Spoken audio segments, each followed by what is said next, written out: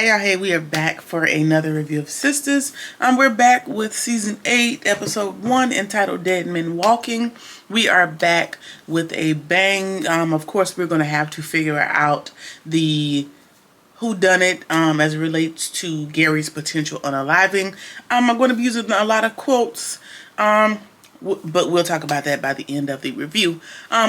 My apologies if my energy is not where it usually is, because this is my second time recording this video, because Sony ZV-1F has the slow motion button is right next to the on-off button, and I have recorded quite a bit of footage in slow motion and it can't be undone. So I'm not that excited, but that's not your problem. Let's just keep moving.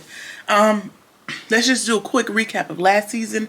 Last season, Gary was forcing Andy to marry him, and she's doing it in order to protect Penelope and Jordan, of course.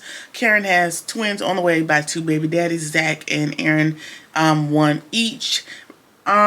Rich is now all of a sudden ready to be Sabrina's baby daddy because he's threatened by her co-worker that wanted to donate his baby juice. Tamara is trying to extort money out of Gary. Everybody hates Gary. Someone has stabbed Gary in the chest moments before walking down the aisle, and we have to figure that out.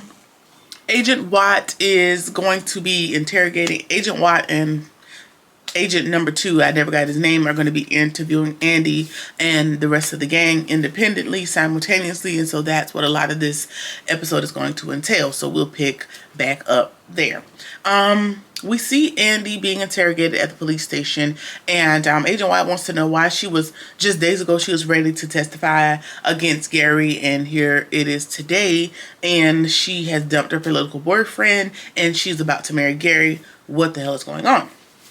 And so they think that they're being played, and that Andy is more involved because she's not giving up the real reason why she ended up back in the saddle, so to speak, with Gary.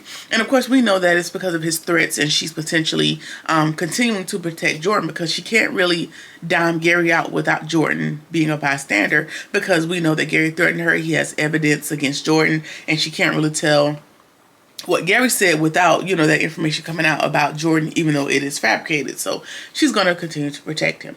And then we learn in the scene, quote unquote, that Gary has transpired. The detective tells her that Gary was on life support or ICU or wherever he was, and that he has transitioned about an hour prior, and it appears that Andy is overcome with tears. Unfortunately, it appears as if she really is sad that Gary is no longer with us. Don't know why, but here we are. All right. But Officer Wyatt is using the intimidation / insults to try to yield a confession out of everybody, and this is what we're going to see throughout the whole episode. And so she has to kind of get in her bag and, you know, use her bravado to let him know, like, hey, I'm here voluntarily. Like, I don't want to smoke. I'm here to volunteer. I'm here voluntarily. I'm trying to be cooperative. So, you know, kind of chill on the insults. And he's getting real disrespectful, and she's having to remind him. And so now we got to go through this whole, every single person being interviewed separately to kind of figure out who did this to Gary. And so Gary's assistant, Mr. Hudson, he's being interviewed by the other detective, and he claims that Gary was his best friend, and he's so innocent. And then the other detective, agent number 2, knows why Gary was he knows why Gary would have been forcing Andy to marry him. I'm sure Agent Wyatt knows as well, but I keep saying Wyatt, Agent White knows as well, but of course he's taking the jackass approach, and this is what we have to deal with. Either way, Mr. Hudson is painting Gary to be some sort of saint, and he's just the martyr that's doing all this, but even though Andy is the mastermind, because he wants to upkeep a lifestyle and continue providing all these nice things to Andy, because the measly money that she's making at the law firm, in his words, you know, is not enough, and even the penthouse and the cars his gifts to Andy are worth way much more than she could ever make at her job, is basically what he's trying to portray, which we have a billionaire on the roster, and she has a very large commission from said billionaire being Miss Marie, bringing all of her business over. So doubt it. I doubt that Gary's gifts are going to compete with that, but of course he has to paint his friend as the saint. So we got to deal with that. Anyway, we're at Karen's interview, and Agent Watt is shading her about having 2 babies' dads or whatever. And then he tells her, like, yeah, the name of your business is A Fresh Start. I bet you do need a fresh start, considering the fact that, you know, one of your baby daddies left you, and he is now in a relationship with Andy's intern, so to speak. And so she's like, you know, that don't got what that got to do with me. And so now they're gonna try to piss her off and get a confession out of her, and they tie her to Miss Marie, because Miss Marie is an investor in Roots to Riches, which is, she's kind of in partnership with Pam. And also Miss Marie has a prior existing relationship with Gary where he screwed her over on some money, like he does everybody he comes into contact with. So they're saying that Karen has a vested interest in Gary being gone because of his failed dealings with Miss Marie. Like Miss Marie sicked her on Gary to avenge her for something. It was a reach. It was a reach, tying them together. It was a lot, and it didn't get them anywhere. All right, simultaneously, Sabrina's being interviewed, and of course, he brings up the bank robbery stuff, and she's like, yeah, and if you did your research, you would know that we were vindicated. You know, we were wrongly, unjustly charged with that stuff, and so that don't got nothing to do with me. And then he tells her, like, yeah, these people are your friends. And she's like, yeah, they're my friends. They're so much so I consider them family. He's like, yeah, family. Are you willing to kill for your family? Are you willing to kill for your friends? She's like, no, sir. I don't know what you're talking about. And he tells her, like, listen, even if you wanted to plead temporary insanity because of all that you just went through, everyone will understand. And she's like, I hear you, but again, that don't got shit to do with me. And I got to give it to Sabrina. Sabrina is our more demure, our more sensitive of the bunch, so I thought she was going to say something that she didn't need to say. Either her or Andy. And Sabrina, she held her own, she held it down, even though she was a little shaky in the voice. And so she made me proud.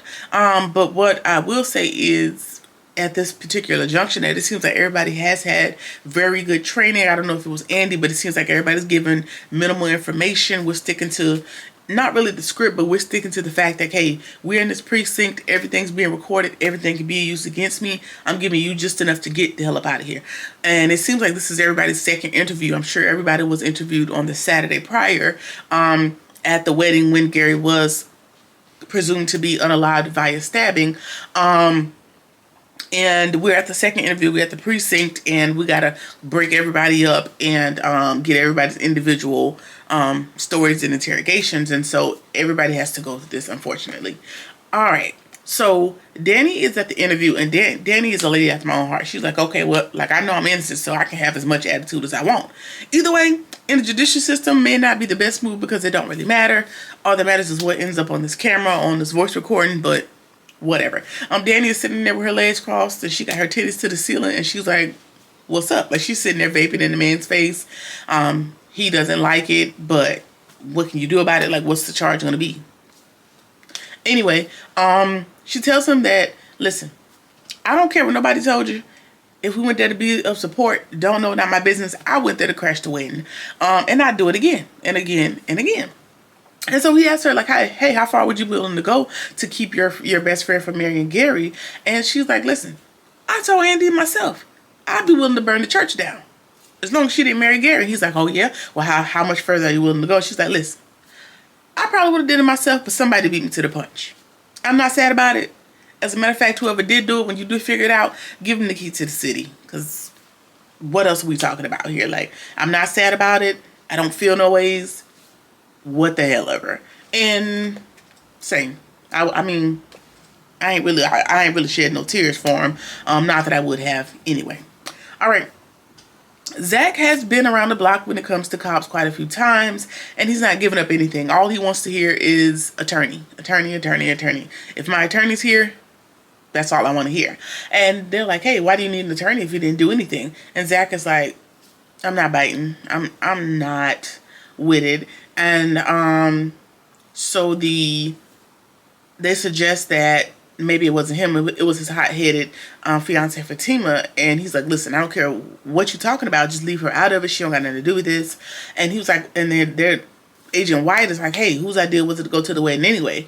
Again, attorney. I don't care about nothing you're talking about. And then he mentions Heather. So Heather is Zach's baby's mom, baby Michael's mama, and they're in the middle of a custody battle. Hey, what do you think Heather's attorney is going to do with this information now that you're in the middle of another legal battle? That could be a problem for you. And he insults baby Michael. Don't remember the insult. Don't think I would repeat it here anyway, because I think it was offensive, if I'm not mistaken. Either way, he insults baby Michael, and again, trying to get a rise, trying to personally attack these people to get them to admit or to give him something, and it's not working. And Zach also learns in this moment that Gary has died, quote unquote. So, you know, this is the second person that is genuinely surprised to know, like, hey, Gary's no longer with us. Now, he ain't sad or nothing about it, but he's just taken aback at the fact that I'm closely tied to somebody that's no longer with us. All right. It's now Fatima's turn, and Agent Wyatt, I don't know what it is, but his approach to Andy and Fatima are low blows. Like, he did come for Karen a little bit or whatever, but his attacks are personal when it comes to Fatima and it comes to Andy. And he tells her, like, hey, you're very good, legally trained, so to speak. You would make a good lawyer once you're done with your internship or whatever. You would have, if you weren't so tied up to Zach and his horrible family and all his baby mama drama. And unfortunately, you're basically just going to be like a down-ass chick that's going to ruin your prospects of being a great lawyer because you're tied to Zach. Basically, like, she's ruined her life and her future just because she's tied to Zach. She's in relationship with Zach. Like, again, personal, low blows, and I would have just lost all my training because who you playing with? Who would you don't do that. Either way, then he offers up a motive, saying that, yeah, you're probably mad because Gary sicked his bodyguard on you and you got physically injured, or maybe it's the fact that Gary stole money from him. What you really think? Or are you just so dedicated to your boss, which would be Andy, that you're willing to kill somebody for? And she's like, are we done here? Like, none of this got nothing to do with me. What are we talking about? Again, so she gives them nothing, and they're back at square one. So we're back at Andy, and it looks like they've been doing that little stall tactic where they have you sitting in that room for hours and hours and hours. She's been there for a very long time, even though it's voluntary, because she knows she has to be cooperative. Like, if this goes to trial, it's going to matter, even though it should not at this particular juncture because she's not under arrest. Either way, she's ready to get things moving along, and she knows that they don't have any viable suspects. And he's like, yeah, you're right, we don't. However, you forgot that your man Jordan was there, so maybe we do have a suspect. And you can kind of see where there's some cracks in her tough exterior that she's put up. And of course, we know Andy was going to be the one to kind of break down or give a facial or visual that's going to imply that she is moved by what is being said. And you're a lawyer. Your job is to lie. Your job is to have a poker face, and she feels that all the time. Either way, Jordan is in his own interview. He's more worried about how Penelope is doing now that Gary is no longer a threat. We are presuming, Gary to be unalived. And of course, they think that he was there to settle the score and get back at Gary, blah, blah, blah, blah, blah. And then he reminds him, like, hey, you were going to be a senator. You were a shoo-in. You were running for office. Your life was great. You had a relationship, and everything in your life is on the rocks. Like, you've lost your girl. Your sister's gone through everything she's had to go through. All your life is going to shit just because you were in relationship with Andy. And the fact that Andy and Gary just tied you and your sister up in this just makes you guys just pawns in their greater scheme. So again, trying to turn him against Andy. And the fact that his sister are just pawns in a bigger game. And Jordan, he's unmoved. He's like, it don't matter. He's like, oh, you still in love with her after all you've been through? And he's like, dude, like, I don't care about nothing you talking about. Like, how my sister doing? And we don't get, a resolve, at least at that particular point of the episode. So we see Hayden. And Hayden is packing his tools and his fuse. And he's about to get the hell up out of Dodge. He looking for his passport while simultaneously listening to the news. And the news is talking about Gary. And he knows that he's probably a suspect. He's like, listen, it's been real, Atlanta. So, it looks like he has like a carry-on bag. It's not many things, probably just a toothbrush and a pair of underwear. It ain't much of nothing in the suitcase. All he has is his passport, and that's pretty much all he really needs to get the hell out of Dodge. So it seems like Atlanta is in the far view, but you do hear him say in the scene, like, oh, basically like, hey, I took care of Gary and Tamara all at the same time. Now, It is too obvious at this particular juncture to definitely say that Hayden is the one that did it and he's going to plant the evidence for Tamara to go down for it. It's way too easy. It's only episode 1, so that's not going to be my prediction.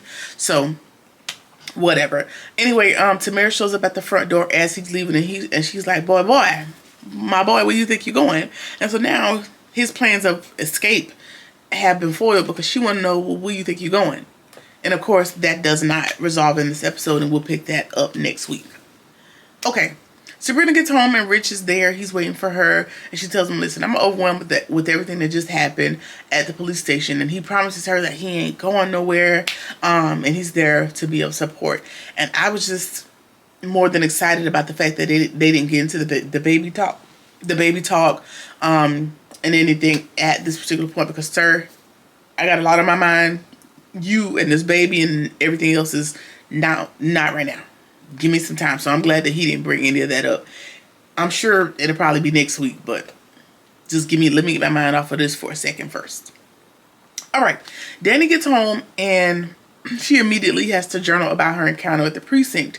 And what I will say is that I am glad to see that she's taking the counseling and the journaling serious. And she's writing down in her journal, she was like, yeah, they over here thinking I'm the one that killed Gary. And, they think I got it in me to kill somebody, and yeah, I probably do, but not him, blah, blah, blah. And she's like, nah, let me go ahead and tear that out of there. Like, the lady is after my own heart. She rips that page out, and she tears it up, and she destroys it. She's like, no, ma'am, this is evidence. So I'm not going to give anybody that might come across this journal any inclination that I even have the potential to take anybody off the planet. And so she has to start over, and she takes it a little more seriously. And so she's jotting down her thoughts as she's there. She's like, yeah, my friend is going through something. Even though I don't like Gary, I don't want to see my friend hurt and going through all of this. And she does admit that being this close to somebody else's trauma makes her have to face her own. And I can see that. And I can understand that as well. Being a empath, it is, sometimes you can take on, not take on somebody else's trauma, but you can relate in some aspect, and now you have to carry that just by being in proximity to people. But what I also thought in that statement is the fact that there was mentioned maybe last season or seasons before, where the other girls was talking about how she was in a situation with an ex-boyfriend that I think ended up being domestic, and how that, I guess, could have escalated to that. Let me know that's what I read into that. Let me know what y'all think. Tony gets home, and now she done wrote her feelings out, and now she's trying to mask it or cope with it by physical interaction. And so she's trying to rock his bones, and he's like, he made me proud in this moment, because he was like, no, man, like, this ain't the way to deal with it. Let's actually talk about how you feeling. Like, this ain't the healthy solution. Let's talk about it, and maybe I'll jump your bones later. And so now, we've dealt with that for the most part. Zach and Fatima are at home, and Zach he is pacing around. He can't believe the cops would think he would do that, blah, blah, blah, blah, blah. And Fatima's like, yeah, I don't, but did you? Because I just want to be sure. And he's like, listen. She's like, listen, you were very mad about the money, and we were mad when we were on the way there. She also reminds him, like, hey, we did get split up at the banquet hall for a short amount of time there on Saturday, and I ain't tripping if you did. Ain't really no judgment zone. I just want our stories to be together. And I'm with you. Like, let's just make sure, we on the same page if you did, because we ride together, we die together, bad boys for life, right? All right, cool. I mean, we ain't really gotta die. But either way, he puts it on his unborn baby. And now that Fatima's back, I'm like, which baby? Because if y'all follow the Fatima series, spoiler alert, click off if you ain't watching, Fatima told him that she is also knocked up. So which unborn child, Cameron's or Fatima's? Child, a mess. Okay. Either way, then he asked her if she did it. She's like, well, what are you talking about? He was like, well, you asked me. You right. We got split up. Did you do it? And she was like, listen, I love Andy like a sister. That's my girl. We're going to ride till the wheels fall off. But no, ma'am. No, sir. I'm not willing to do no fair time for my own family members, much less a coworker / friend. So no, the answer is hell no. And so now they're like, listen, everybody had a reason. Everybody had a personal vendetta against Gary in some aspect. And so it could be anybody. And they know that the cops are going to keep sniffing around until they have a viable suspect. And Fatima has this wonderful idea. She's like, maybe we should figure it out on our own. Now, I don't know where she's going with that. If she's tapping into her legal training, education. We know she's currently in college. I don't know what they are seeking to come up with by figuring it out on their own, but we'll deal with it when it happens. All right. Mr. Hudson, which is Gary's quote-unquote best friend, assistant, he runs to the hospital because I guess he was told that Gary is no longer with us as well. He's running in there. He's asking the doctor, like, is it true? Is it true? You know, I heard he's gone. Like, really got tears in his eyes. And I'm like, not you. Emotionally moved with your scamming partner. Piece of trash. Anyway, and the doctor's like, yeah, it's true. He did expire for a few minutes when he was on the operating table. It was touch and go. He actually did flatline. Like, technically, he did die. However, we were able to get him back. So, he's still not out of the woods, but the ticker's still talking. Like, he's still with us. And I'm sure that the cops use that as a tactic to kind of get information out of y'all. But for the foreseeable future, he's still fighting a good fight. And that's annoying. Honestly, it's annoying that he is still with us and he's still fighting. Now, I wonder if they're going to like try to like move him into witness protection like they did Penelope until he's out of the woods. Or if somebody's going to go to the hospital and make sure or try to go ahead and finish the job. That would be nice. But good old Gary is still with us. And of course, you know, it's hard to kill an evil person. So here we are. Either way. The cop is mad. We're back at Andy and he's still trying to get her to admit something. He is the only person she's interested in. Everybody else has been interrogated and they are home and she's still sitting there. And he's mad that Andy is trying to get her, he's trying to get a response out of her and she's not buying it. And then he goes very low. He says, listen, I hate these Me Too kind of women that come forward about their abuse, and then when a good man, I guess he considers himself a good guy, a good man, comes in to try to help her and save her, then they end up back with their tormentor. That felt very, very, very, very, very personal. I don't know what his problem was, but it felt very personal. And he calls her pathetic, and he's mad that Jordan might have missed his opportunity to run for office by ending up with a fickle tramp like herself. Like, this is what the FBI agent Watt is saying to Andy, and she's looking at him like, you know me or something? Like, you know me from somewhere? Like, what's really happening? And I'm just not going to get into the psychology of being a victim in domestic situation. I'm not even going to get on that pedestal because that's just going to be way too, well, it's not personal for me, but it'd be way too much to talk about, but it pissed me off. Let's just say that. Either way, Andy reminds him, like, listen, the only thing you convinced me and Penelope to testify. You did the convincing. And I don't owe you any accolades for that. Because all you did was your damn job. Like, you didn't do me no favors and actually, I'm doing you a favor. I offered to do you a favor by being willing to testify. Like, I like how Andy put the little bravado on, like, she squared up with him verbally, like, don't get too far beside yourself. And she was like, listen, one of the good ones my ass, because it's people like you that you don't get a cookie for being a good guy, for being a savior, because it's also people like you that see people like Gary and you turn a blind eye. So you're a bystander. You're no better than Gary. So what's up? Like, what, again, a verbal spar. Let's go at it. And then she as they're about to get back into this verbal altercation, Robin shows up with his, tailored suit on. He's like, what's up? Like, I'm her legal counsel. This is a wrap. This is over. And he tells Agent Watt, like, hey, she hadn't even been formally charged. Like, all of this is not cool and it's a wrap. And so Robin has swooped in to save his little, part-time fling or whatever. And that's how the episode ends. And so we are back. We're back in season 8, and now we're back with a whodunit. Now, let's talk about it, right? Gary I don't think he's awake. Let's just say he made it through surgery and it's touch and go, and let's just go ahead and presume that he's going to pull through, right? I want to know, is he going to honestly say who did it? Because I don't think that Andy did it. Or is he really going to say who did it? Or is he going to pin it on Andy or somebody else that he really hates in the group? I think I don't think anybody did it. I'm willing to put it on Penelope. I would put it on Tamara. Hell, I put it on Hudson. Honestly. Because, hey, why not? I just feel like everybody else had plenty of opportunity through all these years to get it done. And it never gave that. So I don't think it's any of the obvious suspects because that don't seem right.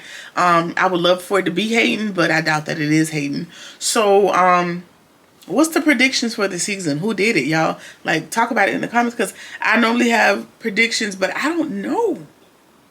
Like, I don't have one specific person that I can put it on.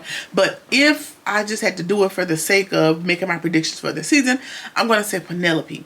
I'm going to say Penelope because Penelope has the most recent physical trauma. Because remember, he beat her or he assaulted her so bad that she lost her child. Combined with everything that went on Andy. And everything that came out with the girl that went missing when he was in high. Like, all of this is fairly fresh to Penelope. And Penelope has the most anger? Question mark? I don't know. Her and Andy got the same amount of anger, but Andy doesn't have that child that aspect. That's enough to send somebody, you know, off the edge. Like, you made me lose my child. Like, I'd be willing to do you, you know, if it's at your hands. So I'm gonna say Penelope. I'm gonna say Penelope. What y'all think? Who y'all think did it?